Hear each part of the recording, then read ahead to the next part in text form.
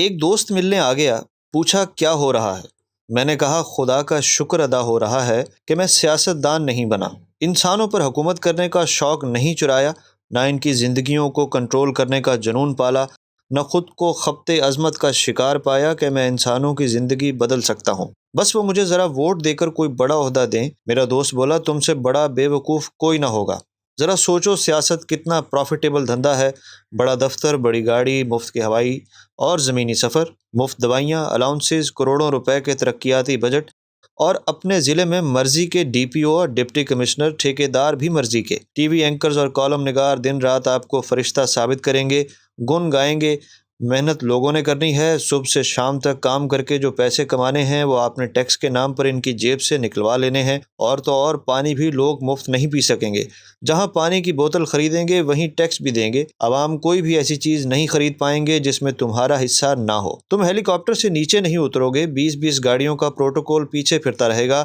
عوام بے شک پیٹرول 200 روپے فی لیٹر خریدیں لیکن تمہیں مفت ملے گا،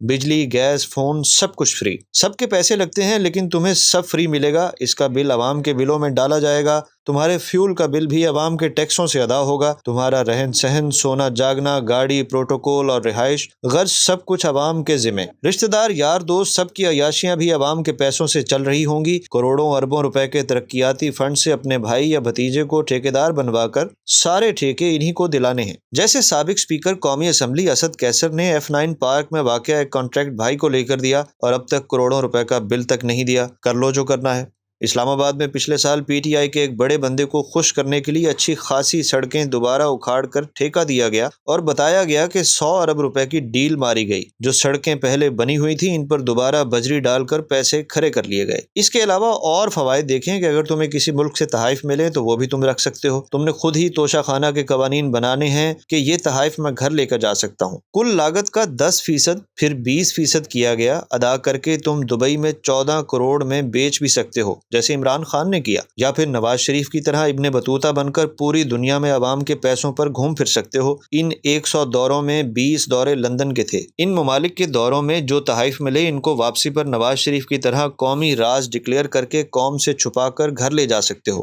شوکت عزیز بھی 1200 تحائف گھر لے کر گئے تھے، 30 کروڑ روپے کے تحائف وہ 2-3 کروڑ روپے دے کر لے گئے، مشرف بھی سینکڑوں تحائف لے گئے۔ تم اپنے بچوں کو بھی کاروبار حکومت میں سیٹ کر سکتے ہو، وہی بچے ٹرانسفر پوسٹنگ کرائیں گے اور مال بنائیں گے، وہی مقصود چپڑاسی کے نام پر اربوں روپے کی ٹی ٹی بھی لگوائیں گے، گھریلو ملازمین کے نام پر اکاؤنٹ کھلوا کر منی لانڈرنگ کریں گے، اگر کوئی ہاتھ ڈالنے لگے گا تو لندن فرار ہو جائیں گے، جب باپ وزیر اعظم بنے گا تو اسے ملنے سعودی عرب بھی جائیں گے، اور پاکستان کے مفرور ملزم ہوتے ہوئے اعلیٰ سعودی حکام کے ساتھ اجلاسوں اور ڈنر میں بھی شریک ہوں گے۔ ایک اور کام بھی ہو سکتا ہے کہ زرداری کی طرح 40 ارب روپے فیک اکاؤنٹس میں بھی ڈلوا سکتے ہو، کبھی فالودے والا تو کبھی پاپڑ، ریڈی والے کے اکاؤنٹس میں ایک دن اربوں ڈالر ڈال کر دوسرے دن کسی اور اکاؤنٹ میں ٹرانسفر ہوتے رہیں گے، کسی دن کوئی پارٹی کیش جمع کرائے گی تو کوئی چیک، سب اکاؤنٹس کسی اور کے نام پر ہوں گے، بیچاروں کو یہ بھی علم نہ ہوگا کہ ان کے نام پر اکاؤنٹ کھل چکا، اربوں روپے کی ٹرانزیکشن بھی ہو چکی، وہ سڑکوں پر کلفیاں بیچتے پھر رہے ہوں گے۔ ایسا مذاق تقدیر کسی کے ساتھ کر سکتی ہے کہ اربوں روپے بینک میں پڑے ہوں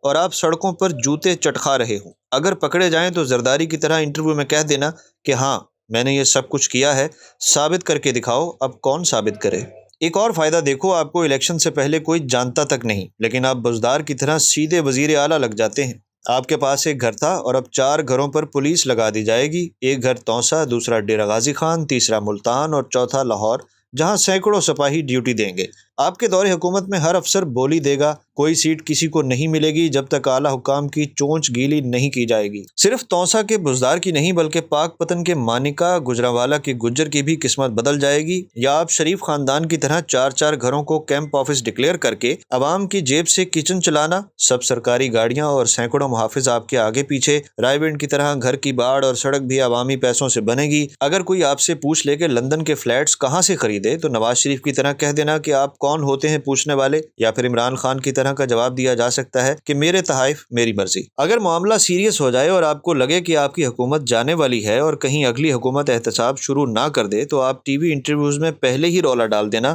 کہ آپ کی بیگم، بیگم کی سہیلی اور آپ کی اپنے خلاف کردار کشی مہم شروع ہونے والی ہے، اور بیگم کی سہیلی کو پاکستان سے باہر بھجوا دو کہ نہ رہے گا بانس نہ بجے گی بانسری۔ ایک اور کام بھی کرنا ہے۔ اس ملک میں جہاں 99% مسلمان رہتے ہیں، سب کو لگتا ہے کہ ان کا اسلام ہر وقت خطرے میں ہے۔ ان سب کو اپنی باتوں سے، کردار سے نہیں، اپنے اچھے مسلمان ہونے کا یقین دلاتے رہنا۔ وہی قاسم سوری والا اسلامی ٹچ۔ یہاں لوگ اسلامی ٹچ سے بڑے خوش رہتے ہیں۔ آپ کتنے بڑے ڈاکے کیوں نہ مار لیں، بس باتوں میں اسلامی ٹچ دیتے رہیں تو یہ آپ پر جان قربان کر دیں گے۔ ایک اور بات یاد رکھو کہ اس قوم کو اپنی مرضی کا لٹیرا چاہیے، لہٰذا یہ قوم آپ کا خود دفاع کرے گی، آپ پر مقدمہ نہیں بننے دے گی۔ آپ نے جتنے بڑے فراڈ کیے ہوں انہیں انتقامی کارروائی قرار دے گی، آپ کو فرشتہ ثابت کرے گی۔ سارا دن سوشل میڈیا پر آپ کے مخالفین اور ناقدین کو گالیاں دے گی۔ آپ کی خاطر یہ اپنے گھر میں رشتہ داروں اور دوستوں تک سے لڑ جائیں گے۔ مزے کی بات ہے، آپ سیاست میں آئیں گے یہ کہہ کر کہ میں آپ لوگوں کا تحفظ کروں گا، لیکن یہاں الٹا یہ لوگ ہی آپ کا تحفظ کر رہے ہوں گے، اور بہت سے تو جان سے بھی ہاتھ دھو بیٹھیں گے۔ میں حیرانی سے بیٹھا سن رہا تھا۔ میں نے پوچھا واقعی ایسا ممکن ہے؟ وہ بولا ہمت کریں،